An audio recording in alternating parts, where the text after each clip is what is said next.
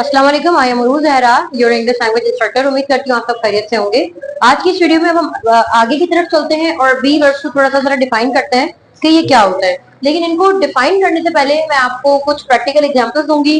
Concept थोड़ा सा tricky है लेकिन आसान है। आपने जरा इसका तवज्जो से जरा सुनना है, देखना है कि क्या बात होने लगी है। इसलिए आप तमाम काम छोड़ दें और सिर्फ बोर्ड पर तवज्जो रखिएगा। ये मेरे ऑन कैंपस एंड ऑनलाइन दोनों स्टूडेंट से रिक्वेस्ट है। सबसे पहले हम बात करते हैं कि बी होता क्या है। लेकिन बी को अगर मैं समझाऊंगी, बी आपको इतना ज्यादा मतलब नहीं देगा, आपको with the help of context समझ आना चाहिए। तो जरा देखते हैं। सबसे पहले हम बात करते हैं वुड की। वुड का मतलब होता है इंग्लिश में कोई काम होगा, मुस्तकबिल की तरफ पेशन गोई कर रहा है। मैंने कहा मैं खुश होंगी, आई वुड बी हैप्पी या आई वुड बिकम हैप्पी। दरअसल होने के लिए इंग्लिश में वोकेबलरी मौजूद है बिकम या बी या गेट। तो बिकम और गेट दो वर्ब की फर्स्ट फॉर्म है। बिकम की सेकंड फॉर्म हो जाती है बिकेम और थर्ड फॉर्म हो जाती है बिकम। और गेट की सेकंड फॉर्म है गॉट और थर्ड फॉर्म भी गॉटन हो जाती है या गॉट हो जाती है। बात आके अटकती है हमारी बी वर्ब्स पर। ये बी वर्ब्स क्या करते हैं? अब मैंने कहा कि इसको मैं यहाँ ये भी कह सकती थी, I would get happy and I would become happy. आगे बढ़ते हैं। अब हमने बना लिया कोई sentence. For example, I would become happy and I would get happy. तो यहाँ पर ये बात हमें समझ आ गई, I would get happy and I would become happy. छोड़ देते हैं अब इसको। आगे बढ़ते हैं बी वर्ब्स के साथ। अक्सर हम कहते हैं आई वुड बी हैप्पी, मतलब वही है, वर्ब की फर्स्ट फॉर्म है। किसी इंसान का खुश होना, उदास होना, नर्वस होना, बहादुर होना, डर जाना, ये सब बी के साथ मैं बात कर रही हूँ। गेट एंड बिकम के साथ हम ऑलरेडी देख चुके हैं कि अगर आप बताना चाहें तो become, became and become, second form got, get, got and gotten, या फिर इसको थर्ड फॉर्म भी गॉड ही अक्सर लोग लगा देते हैं। अभी हम बात करने लगे हैं बी की। अब मैंने कहा आई वुड बी हैप्पी, मैं उदास होंगी, आई वुड बी सैड। आप खुश होंगे, यू वुड बी हैप्पी लगा लें, you would be excited. Be की बात हो रही है। शी वुड बी सक्सेसफुल, वो लड़की कामयाब होगी। ठीक है, शी वुड बी सक्सेसफुल, मैंने कहा वो लड़की कामयाब होगी। दरअसल वुड के साथ वर्ब की फर्स्ट फॉर्म कहती है कोई काम होगा। वुड को जरा थर्ड फॉर्म के साथ लेकर आते हैं कि ये क्या कहता है। वुड के साथ अगर हैव आ जाए तो इसके बाद आप पर लाजिम है कि वर्ब की थर्ड फॉर्म लगेगी। अगर मैंने आपसे कहा कि मैं दरवाजा खोलूंगी, I would open the door. Would have का मतलब आता है कोई काम कर चुकी होती, माजी की कोई ख्वाहिश है।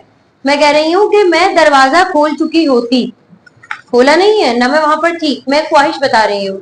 मैं तुम लोगों को जवाब दे चुकी होती, मैं ये काम कर चुकी होती। फॉर एग्जाम्पल, अगर मैं तुम्हारी जगह होती, तो इस जुमले को हम कैसे कहते हैं? If I were you. अगर तुम मेरी जगह होते, इफ यू वर मी। क्योंकि हमने कहा जब हम ख्वाहिश की बात करते हैं तो सिर्फ वर आता है। अगर हम लोग आपकी जगह होते, इफ वी वर यू, तो वर का मतलब आ गया ख्वाहिश। आगे की बात हम करने लगे। मैंने कहा अगर मैं तुम्हारी जगह होती, इफ आई वर यू, मैं खुश हो जाती। इसका मतलब माजी की ख्वाहिश है जो पूरी नहीं होगी। मैं यहाँ ये नहीं कह सकती ये फ्यूचर है, ये पास्ट है। फ्यूचर और पास्ट का कोई कनेक्शन नहीं है। अगर मैं आपकी जगह होती तो खुश हो जाती, माजी की ख्वाहिश है, लेकिन कहीं ना कहीं फ्यूचर का सेंस दे रहा है कि काश मैं उस जगह होती तो मैं खुश हो जाती। तो वुड के साथ हैव तो आएगा, लेकिन बात हो रही है खुश हो जाना।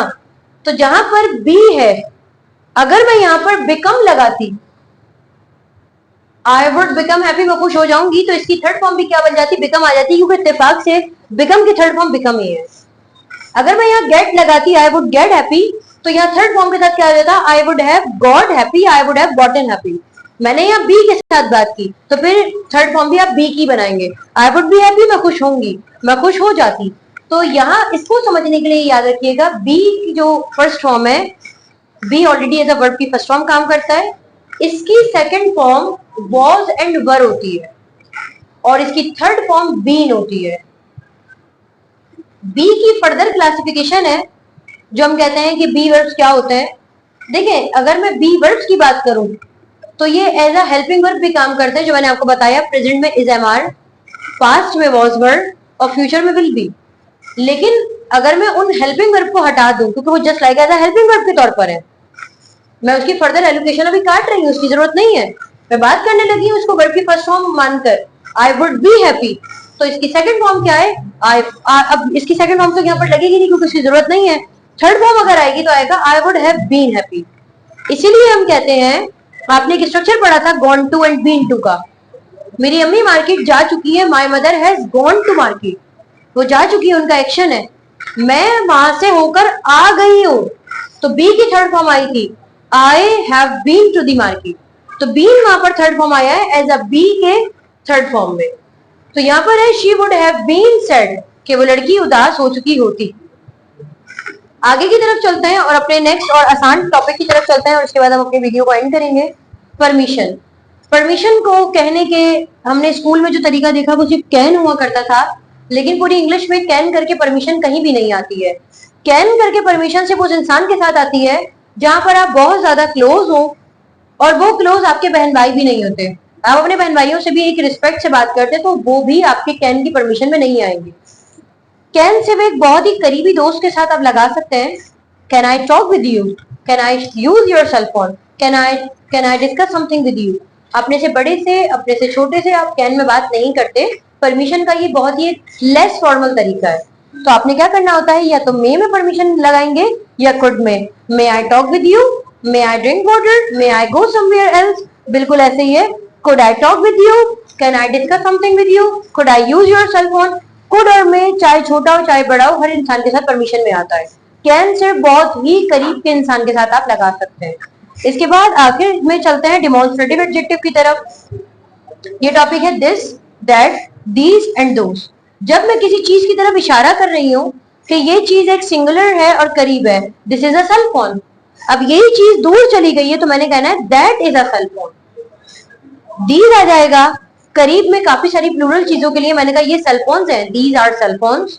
वो सेल फोन्स हैं, दोज आर सेल फोन्स। उम्मीद करती हूँ आपको यहाँ तक सवाल समझ आए हैं, ये कंसेप्ट समझ आया है।